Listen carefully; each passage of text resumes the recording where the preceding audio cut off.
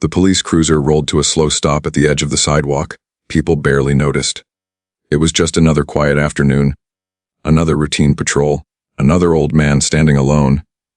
He looked harmless, worn boots, faded jacket, shoulders slightly hunched with age. A cane trembled in his hand as he leaned forward, breathing slowly, carefully, like every step mattered. One officer watched from inside the car, smirking. Unbelievable. He muttered. Why do these people always wander into the street? The old man took one step, then another, then stumbled. His cane slipped. He barely caught himself. Instead of help, he heard laughter. Hey! The officer shouted. You planning to fall or just looking for attention? People nearby turned their heads. Some slowed down. Most kept walking. The old man looked up calm, watching. I'm all right. He said quietly. Just taking my time. The officer shook his head. I don't have time for this. Move along before you cause a problem.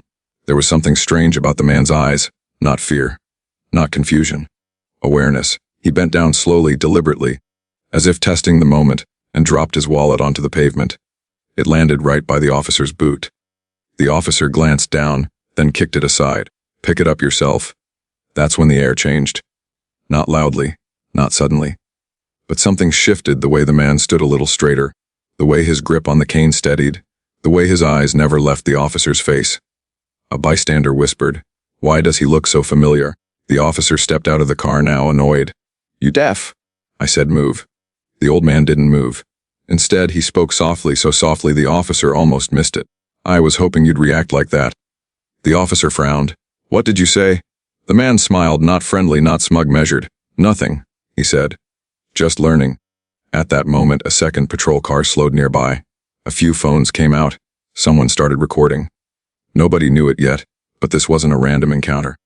This wasn't an old man being harassed. This was the beginning of a social experiment, designed to reveal how power treats weakness when it thinks no one important is watching. And the man holding the cane, he wasn't fragile, he wasn't lost. He was Chuck Norris, and the test had already begun.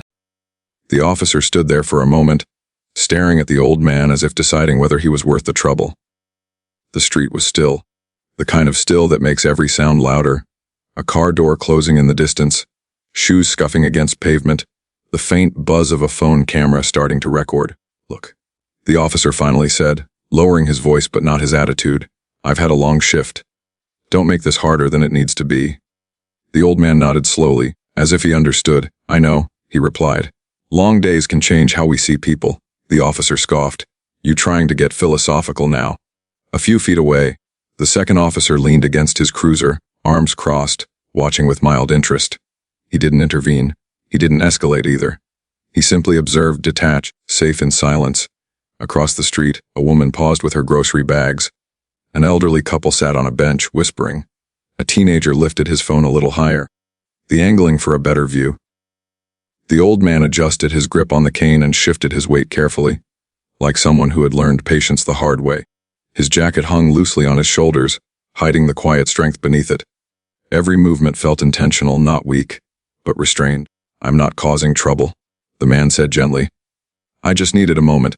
The officer shook his head. "Everyone's got an excuse. Next thing you know, you're lying in the road and I'm writing reports all day." He stepped closer now, invading the old man's space. "Where are you headed anyway?" The man hesitated, just long enough to seem unsure. "Nowhere important." That answer irritated the officer more than resistance would have. "Figures," he muttered. "Always nowhere to be, but somehow always in the way." The second officer finally spoke, half-hearted. "Let's just move him along. Move him along." As if he were an object, as if dignity had an off switch. The old man looked between them, studying not their badges but their faces. One carried impatience like armor, the other wore indifference like camouflage. "Do you enjoy this job?" the man asked suddenly. The first officer blinked. "What?" "Being a police officer." The man repeated calmly. "Did you choose it or did it just happen?" The officer's jaw tightened. "That's none of your business." "No," the man agreed, "but how you treat people is." The words hung in the air longer than expected. A passing truck slowed. Someone coughed. The teenager whispered, "Bro, that guy's fearless." The officer straightened, voice rising just enough to reassert control. "All right, this is done. Pick up your wallet, step back on the sidewalk, and don't push your luck." The man bent down, slowly retrieving the wallet. His hands were steady now. too steady. As he stood, his eyes met the officer's again, not challenging, not afraid, evaluating. "I believe power is most honest," the man said quietly, "when it thinks it doesn't need to be kind." The officer laughed sharply. "You saying I'm not kind?" "I'm saying," the man replied, "that moments like this reveal more than uniforms ever could." The second officer shifted uncomfortably. Something about this felt off now. The way the crowd had grown. The way the man spoke without hesitation. The way he didn't once ask for mercy. A breeze moved through the street, lifting the edge of the man's jacket. For a brief second, the outline of a broad chest and squared shoulders showed through, not what anyone expected from someone leaning on a cane. Then it was gone. The first officer waved a dismissive hand. "Conversation's over." The old man nodded again. "Of course," he said. "I've seen enough for now." Enough. The word echoed strangely. He took a small step back, positioning himself near the curb, as if marking a boundary only he could see. No one realized it yet, but this moment, this exchange, this quiet disrespect wrapped in authority, was being carefully recorded. Not just by phones, but by the man everyone had underestimated. Because this wasn't about falling, or a wallet, or an old man in the way. It was about how quickly compassion disappears when someone believes their power won't be questioned. And the real test. It was only beginning. Do you think authority reveals who someone truly is, or does it change them? Comment RVLs or kinda guess. The officer turned away first, convinced the situation was finished. In his mind, it already was. Another minor inconvenience handled. Another person put back in their place. He walked toward his cruiser, hand resting casually near his belt, posture loose with confidence. Behind him, the old man didn't leave. He stayed exactly where he was. That alone was enough to trigger irritation. "I told you to move," the officer said without turning around. "I am," the man replied calmly. "Just not yet." That answer snapped something. The officer spun back, boots scraping the pavement. "You think this is funny?" The man shook his head. "No, I think it's important." A few people in the crowd exchanged looks. Phones were fully raised now. The teenager's livestream had a dozen viewers. A woman whispered, "Why doesn't someone help him?" The second officer cleared his throat. "Sir, let's not make this a bigger thing." The old man looked at him. Really looked. "Then don't," he said. Silence followed. The officer closest to him stepped forward again. This time close enough that the old man could smell the coffee on his breath. "You're testing my patience." "That's the point," the man said. The officer laughed once, sharp, humorless. "You don't get to test me." The old man lowered his cane until it rested flat on the ground. He wasn't leaning on it anymore. His back straightened another inch. "Every interaction is a test," he said softly. "Most people just don't realize when they're taking it." The officer's jaw tightened. "All right, hands where I can see them." That single sentence changed everything. The crowd reacted instantly, murmurs, a few gasps. Someone said, "He didn't do anything." Another voice whispered, "This is going too far." The second officer shifted his stance, uncertainty finally visible. "Hey, maybe we're overreacting." But the first officer had already decided. "Sir, place the cane down and step toward me." The old man complied slowly, deliberately. He set the cane down with care, as if placing a marker. When he stepped forward, his balance was perfect. Too perfect, the officer noticed. His eyes narrowed. "You said you needed that to walk." "I said I was using it," the man replied. The officer hesitated for half a second, long enough to sense something was wrong, then pushed past it. "Turn around." The man didn't. Instead, he asked, "Do you know how many people fail this moment?" The officer's hand closed around the old man's arm. I said turn. The grip stopped. Not forcefully, not dramatically. But it didn't move. The officer pulled harder. Nothing. The street went dead quiet. For the first time, uncertainty flashed across the officer's face. He adjusted his stance, tried again, harder. The man didn't flinch. "Let go," the officer snapped. "I will," the man said. "When you remember why you put the uniform on." The second officer stepped forward quickly. "Hey, that's enough." The first officer released his grip, stepping back as if burned. His pride filled the space where control had slipped. "You think you're special," he said loudly, trying to reclaim the moment. "You think you're above the law." "No," the man replied. "I think the law is above ego." A few people in the crowd nodded. Someone whispered, "That's facts." The officer gestured sharply toward the second cruiser. "Call this in." The second officer hesitated, just a second too long. That hesitation said everything. The old man picked up his cane again, resting his hand on it lightly, more symbol than support. You see, he said quietly, not to the officers, but to the crowd. This is how it happens. Not with violence. Not with chaos. But with small choices made when no one thinks they'll be questioned. The officer's radio crackled as backup acknowledged the call. Sirens in the distance. Phones recording. Eyes watching. The test was no longer subtle. And the old man, he smiled faintly. Because the next phase didn't require him to pretend anymore. It required the truth. The sound of approaching sirens cut through the street like a warning no one could ignore. Heads turned in unison. The crowd thickened, people stepping closer instead of away, drawn by the tension like gravity. The first officer straightened his uniform, rolling his shoulders back as if preparing for an audience. His voice grew louder, firmer, meant not just for the old man but for everyone watching. "Backup's on the way," he announced. "This situation is being handled." Handled. The old man stood quietly, cane resting in his palm, eyes steady. He didn't argue. He didn't protest. He simply waited. The second officer leaned in toward his partner, lowering his voice. "We might want to slow this down." The first officer shot him a look. "You doubting me now?" "I'm saying it's getting eyes," the second officer replied. That's all. The words barely registered. Pride was already steering. A patrol SUV pulled in first, lights flashing but sirens off. Two more officers stepped out, scanning the scene.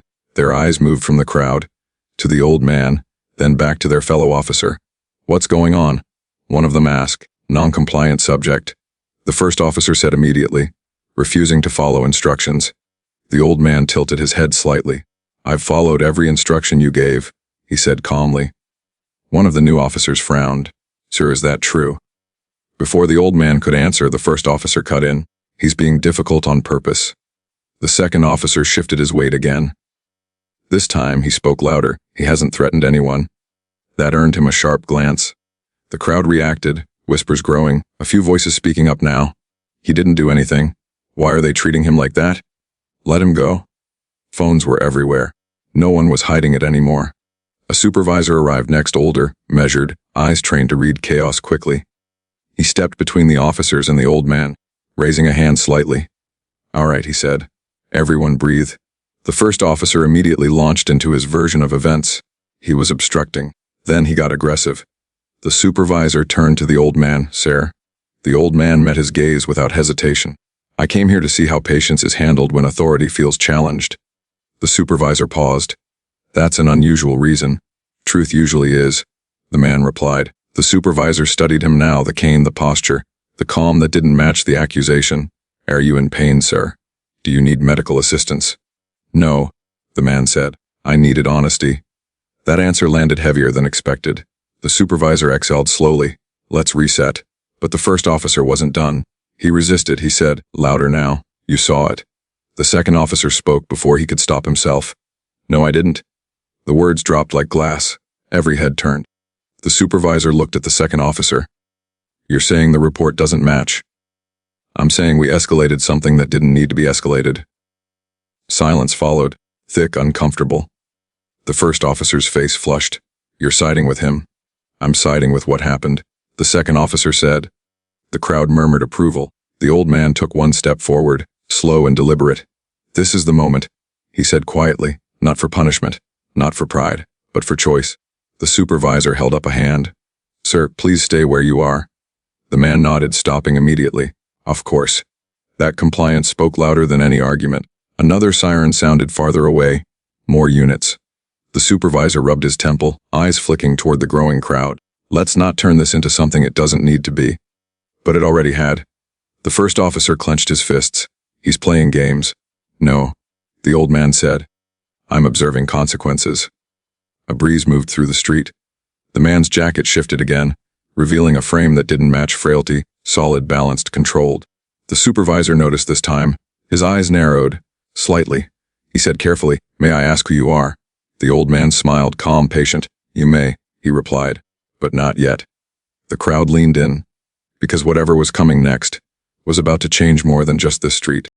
The supervisor studied the old man for a long moment. The noise of the street faded into the background. No sirens, no whispers, no phones. Just two men standing still, separated by authority, not distance. "I'll ask again," the supervisor said carefully. "Who are you?" The old man rested both hands on the cane, then slowly, deliberately, let it fall to the ground. The sound echoed louder than it should have. "I'm someone who believes trust must be tested," he said. "Not talked about. Not assumed." The first officer scoffed. "This is ridiculous." But his voice lacked conviction now. The supervisor glanced down at the cane, then back at the man. "You don't seem to need that." "No," the man agreed. "I needed perspective." He reached into his jacket and pulled out a folded badge case. Not flashy, not new. He opened it just enough for the supervisor to see. The supervisor's expression changed instantly. Not shock, recognition. He closed the case gently and looked up. "Officers," he said, voice steady but firm, "stand down." "What?" The first officer snapped. "Sir, now." The crowd froze. The first officer hesitated, then stepped back. The supervisor turned to the man. "Mr. Norris," he said quietly. "You could have told us." Chuck Norris smiled faintly. Then it wouldn't have worked. A ripple went through the crowd. Someone whispered, "Did he say Chuck Norris?" Another voice followed louder, "No way. That's him." Phones zoomed in. Hands shook. The first officer's face drained of color. That's not possible." Chuck Norris turned toward him calmly. "Why not?" I didn't recognize you." Chuck nodded. "That was the point." The supervisor cleared his throat. "This was a test." "Yes," Chuck said, "a social experiment. To see how authority responds to weakness, when it believes there's nothing to lose." The supervisor looked around at the officers, then at the crowd. "And what were you hoping to learn?" Chuck's gaze returned to the first officer. "That power doesn't corrupt instantly. It reveals what's already there." The silence was heavy. The first officer opened his mouth, closed it again. His badge felt heavier now. "I didn't know," he said weakly. Chuck's eyes didn't soften. "You shouldn't need to know who someone is to treat them with dignity." That line cut deeper than anger ever could. The second officer swallowed hard, standing straighter now. The supervisor turned to him. "You spoke up." "Yes, sir." The supervisor nodded once, noted. Chuck reached down and picked up the cane, holding it loosely. "This wasn't about embarrassment," he said. "It was about truth, and truth doesn't shout. It waits." He looked at the crowd. "You all witnessed a choice being made, more than once." The first officer's voice cracked. "Am I in trouble?" Chuck paused. "Trouble isn't the goal," he said. "Accountability is." The supervisor exhaled slowly. "We'll review the footage." Chuck nodded. "That's all I ask." He turned to leave, but stopped after a few steps. "One more thing," he said, without turning around. "Strength without compassion isn't strength at all." Then he walked away, not rushed, not celebrated. Just gone. The street buzzed with disbelief. The test was over. The lesson wasn't. If you were the supervisor, what matters more, discipline or compassion? Comment de-escalate or commum som. The crowd lingered long after Chuck Norris disappeared down the sidewalk. No one rushed to leave. Conversations overlapped in hushed disbelief, as if people were afraid that speaking too loudly might undo what they had just witnessed. The supervisor broke the silence first. "All right," he said, turning back toward the officers. "Let's clear the scene." But the tension didn't clear with it. The first officer stood stiffly, hands at his sides, eyes fixed on the pavement. The confidence he'd worn earlier had evaporated, replaced by something raw and unsettled. His badge, once a symbol of control, now felt like a weight he couldn't shrug off. The supervisor motioned him aside. "We'll talk," he said quietly. The second officer remained where he was, unsure whether to follow or stay. The supervisor glanced back at him. "You too." They moved toward the patrol SUV, away from the crowd but not out of sight. Phones were still recording. Transparency was unavoidable now. "I want this documented," the supervisor said, lowering his voice. "Every step." The first officer nodded stiffly. "Yes, sir." The supervisor turned to the second officer. "You spoke up when it mattered." The second officer swallowed. "I just said what I saw." "That's more than many do," the supervisor replied. He turned back to the first officer, his tone firm but controlled. "You escalated without cause. You ignored de-escalation. And you let pride guide your decisions." "I thought he was provoking me," the first officer said. "I thought you thought about control." The supervisor cut in. "Not safety, not service." The words landed heavy. "We'll place you on administrative leave pending review." The supervisor continued. "Body cam footage, civilian recordings, everything." The first officer closed his eyes briefly, then nodded. "I understand." For the first time there was no argument. Across the street a few bystanders clapped softly, not in celebration but relief. Someone whispered, "At least they're doing something." The supervisor turned to the second officer again. "You stayed calm. You questioned escalation. That matters. I didn't do anything special, he said. You did, the supervisor replied. You chose restraint. He paused, then added, effective immediately. You'll be recommended for advanced field training and mentorship. The second officer's eyes widened slightly. Yes, sir. The supervisor exhaled slowly, rubbing his temples. This department doesn't need more force. It needs more judgment. He looked back toward the empty sidewalk where Chuck had stood. Today could have gone very differently. Later that afternoon, after reports were filed and footage secured, the supervisor stood alone in his office. He replayed the moment Chuck dropped the cane, the sound, the stillness, the shift in power that followed. No shouting, no threats, just clarity. He drafted a department-wide memo before the day ended. It didn't mention names, it didn't mention Chuck Norris, it mentioned standards. Respect, de-escalation, the responsibility that comes with authority. That evening, the second officer sat in his car before driving home, hands resting on the steering wheel. He thought about the moment he'd almost stayed silent. How easy it would have been. How heavy that silence would have felt. Meanwhile, the first officer turned in his gear. The locker room was quiet, no jokes, no glances. Just the echo of metal doors closing. For the first time in a long time, he asked himself a question he'd avoided. Why did I want power in the first place? And somewhere across town, Chuck Norris walked without the cane unnoticed again. No cameras, no crowd. The experiment was never about recognition. It was about consequences and the chance to choose better next time. The next morning, the street looked exactly the same. Same sidewalk, same patrol routes, same passing cars. But something invisible had changed. Not because a famous name had been revealed, not because phones had been recording, but because a mirror had been held up, quietly, without warning, and people were forced to look at themselves. Chuck Norris never released a statement. He never posted a video. He didn't explain the experiment or defend his actions. He didn't need to. The lesson wasn't meant for headlines. It was meant for moments. Moments when no one is watching. Moments when power feels safe from consequence. Moments when kindness feels optional. Because respect is easiest when it's convenient, and rare when it costs something. What made the experiment powerful wasn't the reveal. It was the patience. Chuck waited. He listened. He let people show exactly who they were when they believed they could. And that's what made it uncomfortable. Authority didn't fail because of one decision.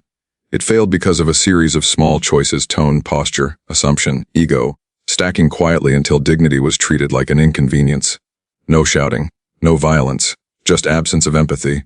And yet, in that same moment, something else appeared: courage. Not the loud kind, not the dramatic kind, but the courage to pause, to speak up, to choose humanity over hierarchy. The second officer didn't save the day. He didn't win applause. He simply refused to look away. And that choice mattered, because systems don't change from speeches. They change from individuals deciding they won't participate in what feels wrong. The experiment ended, but the question didn't. How often do we judge before we understand? How often do we dismiss people because they seem insignificant? How often do we mistake authority for entitlement? Power doesn't always announce itself. Sometimes it whispers. And the way someone treats those they believe have none, that's the truest measure of who they are. Chuck Norris walked away unseen, but the impact stayed. In the conversations that followed, in the hesitation before the next command, in the awareness that every interaction is a test, whether we realize it or not, because one day the person you overlook might be the one observing you. Not to punish, not to embarrass, but to learn. And the question isn't whether you'll be tested. It's whether you'll pass